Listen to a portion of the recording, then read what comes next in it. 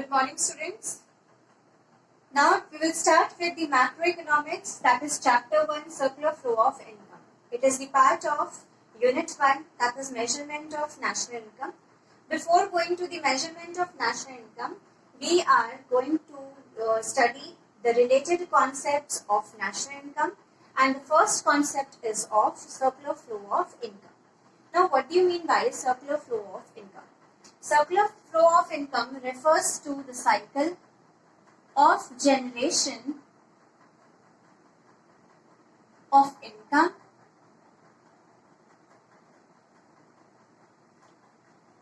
on production of goods and services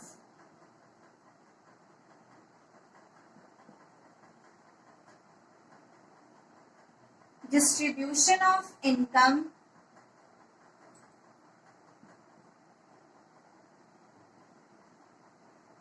to factors of production and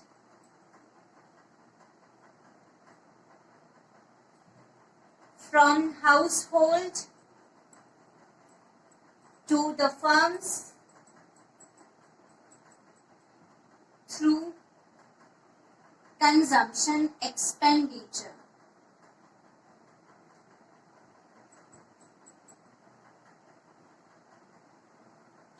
Now what is in this happening? There is a cycle which is generating the income in 3 phases. The first phase says production of goods and services. The second phase says distribution of income to the factors of production. And the third phase says from household to firms through consumption expenditure. That means first the goods are being produced, income is generated. Then that generated income is distributed to the factors of production who have rendered their services like land, labor, capital and entrepreneurship. Now when the distribution of income is done, household will receive the money. That money will be given to the firms who have produced the good through consumption expenditure. And in that way, this circular flow of income is a continuous process.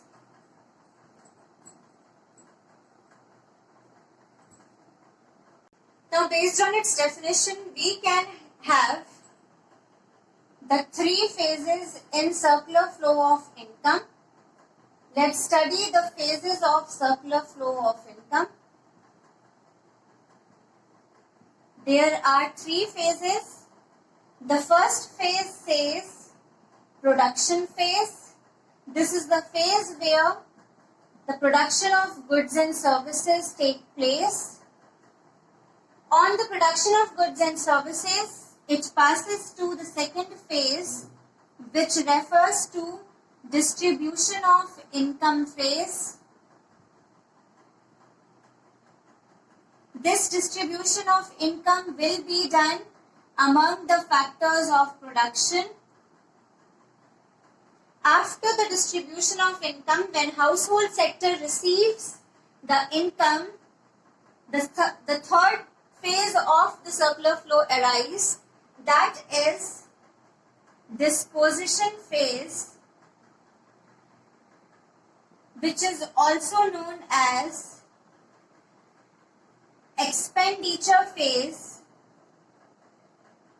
where the consumers will do, what the household sector will do, they will consume the goods and services produced by the producer, and in that way the income will further go to the first phase, that is production phase. They will further produce the goods, distribute the income, they will again dispose of the money, and the money will go again to the production phase, and that cycle continues, and that's why it is referred to as the continuous process. Then after this, let's study how many sectors are there in the economy. In total, there are 4 sectors in the economy. The first sector is household sector. This household sector, what will do? It is going to provide the factor services, it includes all the human beings who are rendering their services. So, whenever we render the services, we are referred to as the factors of production, and such transactions are known as factor services. The second sector is producer sector, which is involved in production of goods and services by making use of the factor services provided by the household sector. The third sector is the government sector, and the last sector, that is the fourth one, is rest of the world. This rest of the world is the external sector. External sector, that is, except the domestic country, all other countries will be considered the part of rest of the world. There is one sector which is looking after the all sectors, and that is your financial sector.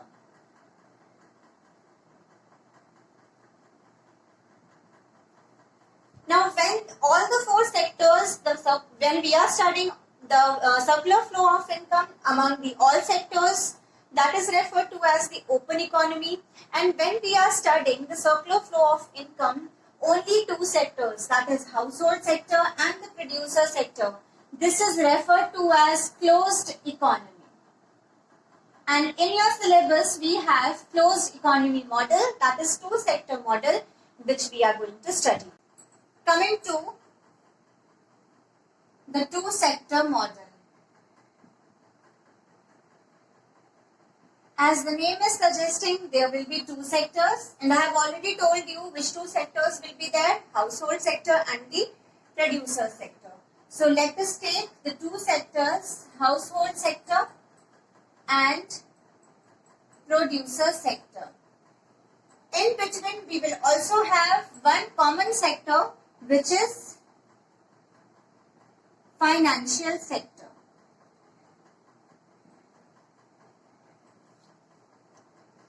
Now, when the first transaction will take place, what the household sector is going to give to the producer sector? They are going to render their services, and therefore such terms will be used here, factor services. Against these factor services provided by the household sector, the producer is going to make the payments, which are termed as factor payments. Household, when provided the factor services, producer will also give one more thing to the household sector, and they will be goods and services. Now, against the consumption of goods and services, what the household sector will give? Consumption expenditure. This is the relation or flow of income between the two sectors, that is household sector and the producer sector. Now, what is the role of financial sector there? Now, financial sector, household sector will give to the financial sector savings, and against this savings from financial sector, they are going to take loans, which are termed as borrowings. The same relation will be between producer and financial sector also. Producer sector to the financial sector, what they are going to give? Their savings. And from financial sector, they are going to borrow, which will be termed as borrowings. So this is the two sector model. Now there are two more terms, two more concepts which we are going to study. In this, which we are going to study is stock and flow variable. Stock and flow variable. Now, what do you mean by stock variable? It is a variable which is measured at a particular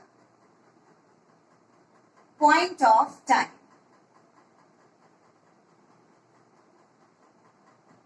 At a particular point of time. Let's see with an example of your accountancy. You are having in the financial statements, you are preparing 3 accounts. One is trading account, profit and loss account, and balance sheet. If we say balance sheet, then balance sheet shows balance sheet as on 31st March 2020. That means that balance sheet shows the company's assets and company's liabilities on the date of 31st March 2020. It can be different from 30th March 2020. It can be different from 1st April 2019. And therefore, it is a stock concept which is calculated at a particular point of time, that is on 31st March 2020. That balance sheet is only of 31st March. It is not of the complete year. It's only for that particular day, and that is your stock variable. The nature of stock variable is static in nature and it is not time dimensional because it's only for a particular point of time. So therefore, it's not time dimensional. Its example can be bank account balance, which is as on 30th March 2020. So that bank balance is only of this particular date. It's not for every day or for a year or for 2 years, 7 years. It's only for that particular day. Then coming to the flow variable. Flow variable is that variable in which the variable is measured over a period of time. Now, going back to your accountancy example, your trading and P&L account. That is calculated for the year 1st April 2019 till 31st March 2020. That means over the period of time. It's not for particular date, particular time. It's for over a period of time, and that's why such kind of transaction, such kind of variable is referred to as flow variable. Flow variable is dynamic in nature. It changes and it is time dimensional because it's for over the period of time. An example can be expenditure for the year 2019-20. So this is your stock and flow variable. Then the second concept which we are going to study is real flow and money flow. Now we have done two sector model. We have done in that household sector was giving factor services to the producer sector. Against that, producer sector was giving factor payments to the household sector. Then the producer sector was also giving goods and services to the household sector, and that household sector was making use of those goods and services and was giving the money in terms of consumption expenditure. Now these all four transactions will be categorized under these two concepts, real flow and money flow. The real flow is that flow where there is no flow of money and there is flow of goods and services. We are seeing two things. One is no flow of money, money is not at all flowing, and there is only flow of goods and services. That means it includes your factor services and it also includes flow of goods and services. So this is your real flow. This is your real flow. Next coming to is money flow. Money flow is opposite of it. That means now, as the name is saying, the money is being flowing here. Where there is flow of money between household and producer sector is referred to as the money flow. Which two transactions it is going to include? It is going to include factor payments, and it is also going to include consumption expenditure.